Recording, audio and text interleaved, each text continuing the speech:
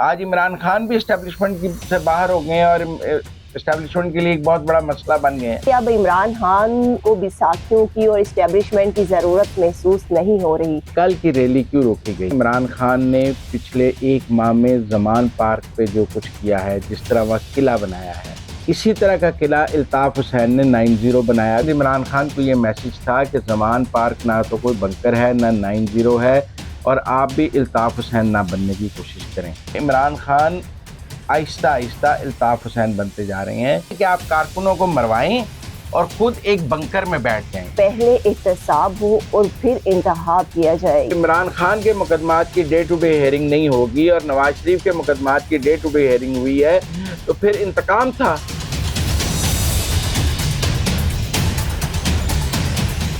السلام علیکم، مجھے کہتے ہیں صوبیہ اشرف اور آپ دیکھ رہے ہیں پروگرام اندر کی بات مزمل سہروردی کے ساتھ۔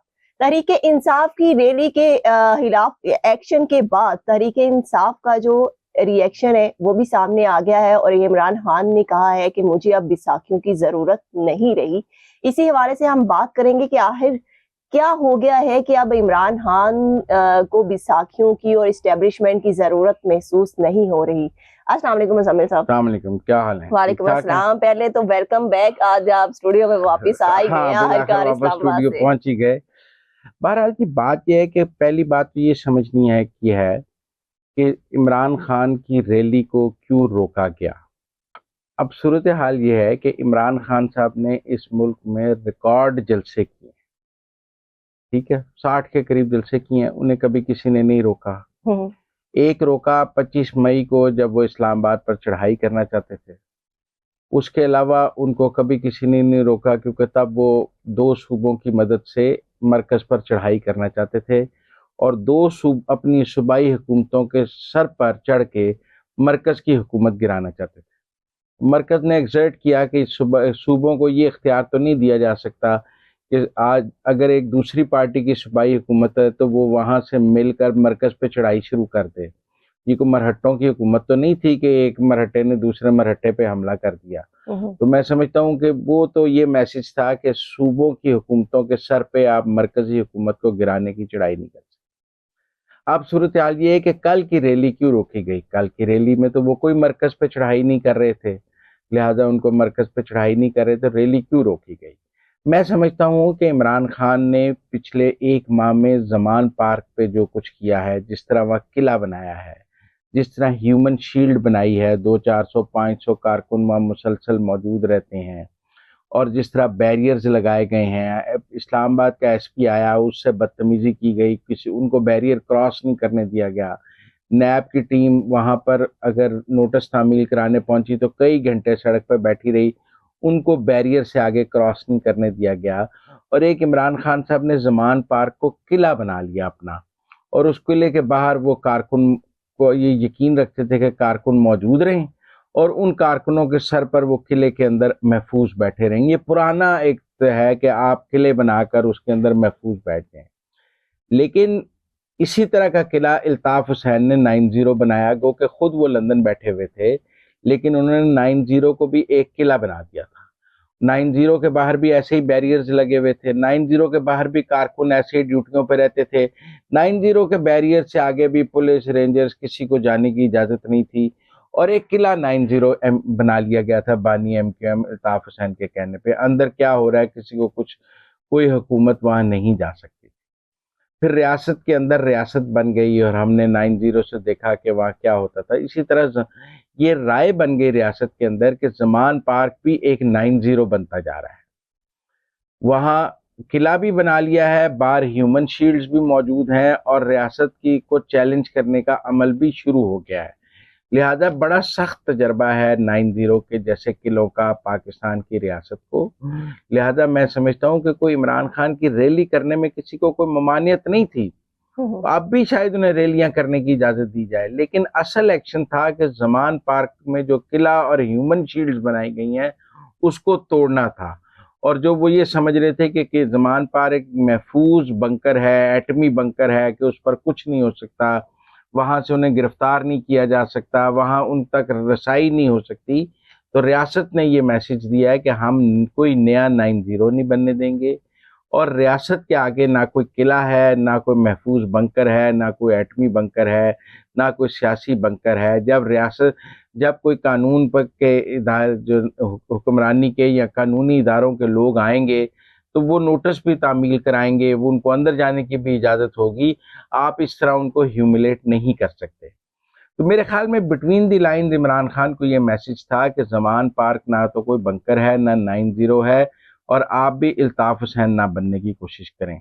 دیکھیں، عمران خان اور الطاف حسین میں بہت مماثلت پائی جا رہی ہے، ذرا ریاست کے نقطۂ نظر سے دیکھیں۔ الطاف حسین بھی بہت پاپولر تھے کراچی میں، عمران خان بھی بہت پاپولر ہیں، لہذا مقبول ہونے کا مطلب یہ نہیں ہے کہ آپ ریاست کے لیے چیلنج نہیں بن سکتے۔ الطاف حسین مقبولیت کے گھوڑے پر بیٹھ کے بھی ریاست کو چیلنج کر رہے تھے، عمران خان بھی مقبولیت کے گھوڑے پہ بیٹھ کے ریاست کو چیلنج کر رہے ہیں۔ الطاف حسین بھی اسی طرح اپنی قانون سے خود کو مبرہ قرار پا رہے تھے، خیر وہ تو چونکہ لندن پہنچ گئے تھے اور وہاں سے سارا ڈکٹیٹ کر رہے تھے، لیکن انہوں نے نیٹ ورک ایسا بنا لیا تھا کہ وہ قانون کو کچھ نہیں سمجھتے تھے۔ لیکن الطاف حسین بھی ریاستی اداروں، سیکیورٹی اداروں اور ملک کے حساس اداروں کے افسران کے خلاف کھلم کھلا تقریریں کرتے تھے، ان کے نام رکھتے تھے، ان کی تصحیح کرتے تھے اور اس کو اپنی بہادری سمجھتے تھے۔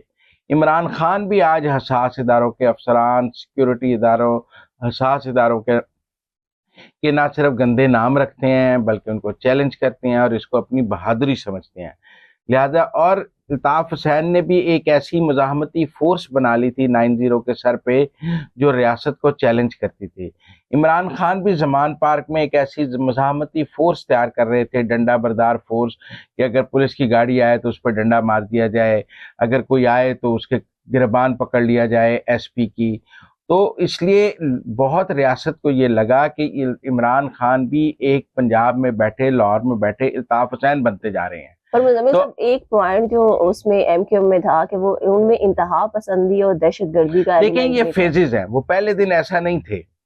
انہوں نے جب مزاحمتی سیاست شروع کی، جب انہوں نے چیلنج کرنا شروع کیا تو ہم سب کا بھی یہ خیال تھا کہ وہ مقبول ہیں، وہ جب زبردستی میڈیا پر اپنی کوریج کراتے تھے، جب وہ لوگوں سے زبردستی کرتے تھے، تو عمران خان کے اندر الطاف حسین بننے کی پوری ٹینڈنسی موجود ہے اور وہ اپنی جماعت کو انہی لائنز پر آگے لے کر چل رہے ہیں۔ الطاف حسین بھی اسٹیبلشمنٹ کے سر پر بیٹھ کر ہی آئے تھے، ایک وقت میں وہ اسٹیبلشمنٹ کے بلو آئیڈ تھے، پھر اسٹیبلشمنٹ کو ان کے اوپر آپریشن کرنا پڑا کیونکہ وہ اسٹیبلشمنٹ کے سے باہر ہو گئے اور ایک اسٹیبلشمنٹ کے لیے وہ ایک بہت بڑا مسئلہ بن گئے۔ آج عمران خان بھی اسٹیبلشمنٹ سے باہر ہو گئے اور اسٹیبلشمنٹ کے لیے ایک بہت بڑا مسئلہ بن گئے ہیں۔ لہذا میں سمجھتا ہوں کہ عمران خان آہستہ آہستہ الطاف حسین بنتے جا رہے ہیں، جو کہ انہیں نہیں بننا چاہیے۔ کل کی ریلی کا جو ایکشن ہے وہ یہ میسج ہے کہ ہم لاہور میں کوئی 90 نہیں بننے دیں گے، لاہور میں کوئی ایم کیو ایم نہیں بننے دیں گے۔ آپ دیکھیں ایم کیو ایم نے بہت دفعہ لاہور آنے کی کوشش کی ہے، دفتر بنائے ہیں، لیکن یہ کوشش کی ہے ریاست نے کہ ان کی عملداری لاہور تک، الطاف حسین کی پنجاب تک نہ پہنچے۔ وہ ایک دفعہ کشمیر تک بھی پہنچنے کی کوشش کی لیکن ایسا نہیں ہونے دیا گیا۔ اسی طرح ہم نے کراچی کا بہت تلخ تجربہ ہے ہمیں، اسی لیے پنجاب کو اس قسم کی سیاست سے باہر رکھا جاتا ہے۔ یہاں عمران خان صاحب اگر سیاسی جدوجہد کرنا چاہتے ہیں، لانگ مارچ کرنا چاہتے ہیں، لیڈ کریں، بنکر میں بیٹھنے کی ضرورت نہیں ہے۔ پہلی لاٹھی بے نظیر خود کھاتی تھیں، پہلی گرفتاری خود دیتی تھیں، نواز شریف لانگ مارچ میں سب سے آگے خود تھے۔ یہ نہیں ہو سکتا کہ آپ جیل برو تحریک شروع کریں اور خود ضمانت لے لیں۔ یہ الطاف حسین سٹائل ہے، یہ سیاسی جدوجہد کا سٹائل نہیں ہے کہ آپ کارکنوں کو مروائیں اور خود ایک بنکر میں بیٹھ جائیں۔ یہ الطاف حسین سٹائل ہے، یہ سیاسی سٹائل نہیں ہے۔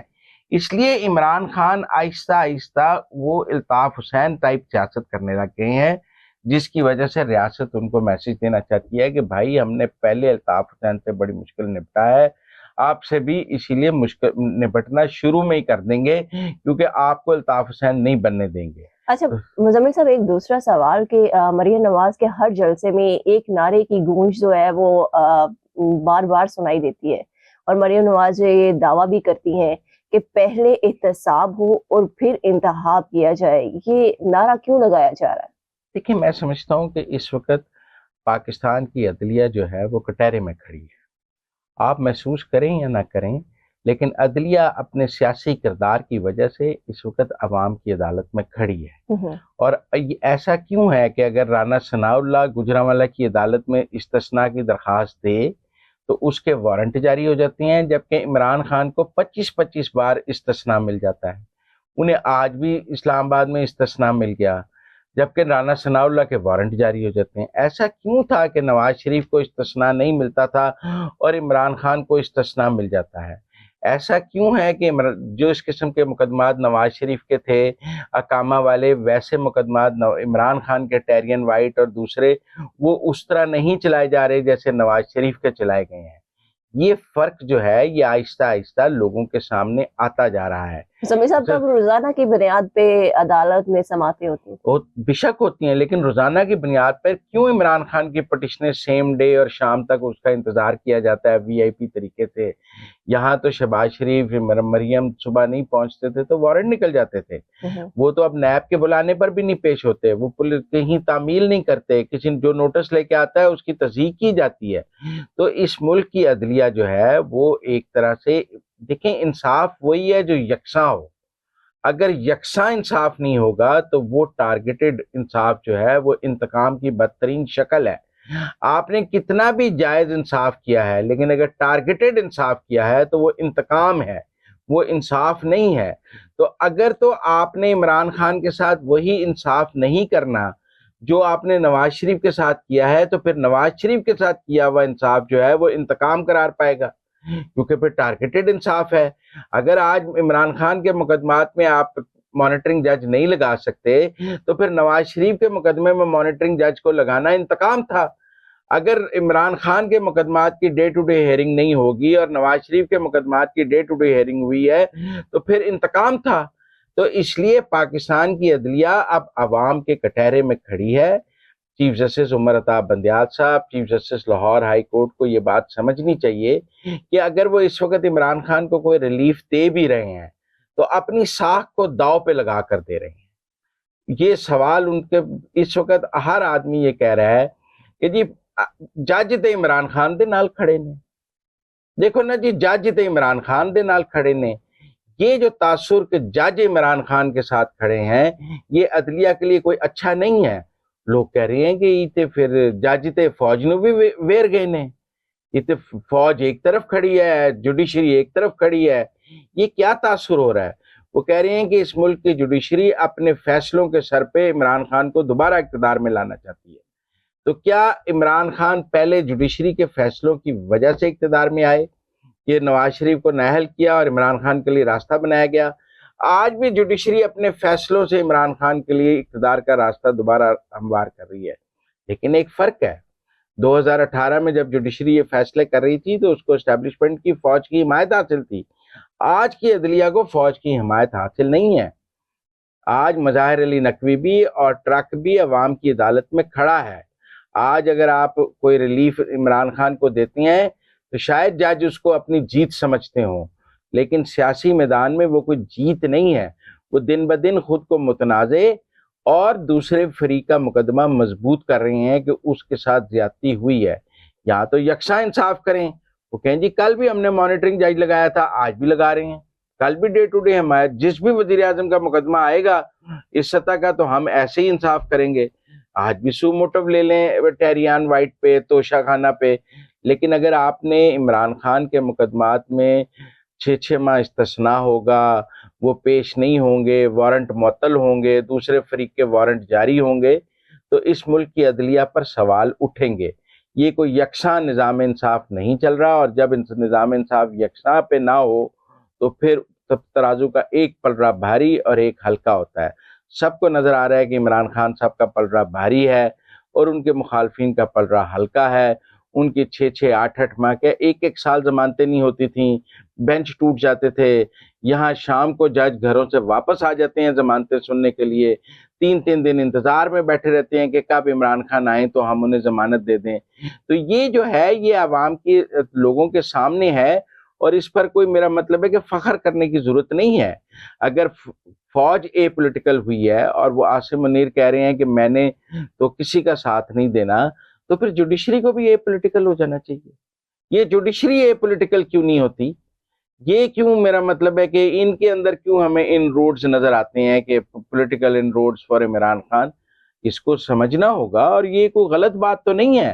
آپ نے ایک فریق کو کا قتل کر دیا ہے اور دوسرے فریق کو بار بار زندگی دے رہے ہیں. ایک کا سیاسی قتل کیا ہے، ایک کا سیاسی قتل کیا ہے، اور ایک کو روز سیاسی زندگی دے رہے ہیں، اور پھر آپ کہتے ہیں کہ یہ فیئر کانٹیسٹ ہے. کیا پھر آنے والے دنوں میں کسی چیف جسٹس یا جسٹس کے حوالے سے کوئی ریفرنس آ سکتا ہے ان کے خلاف؟ میرے خیال میں اگر عدلیہ نے اپنا جھکاؤ عمران خان کی طرف نہ بدلا، جو میری رائے میں، تو پھر یہ سیاسی لڑائی بڑھے گی.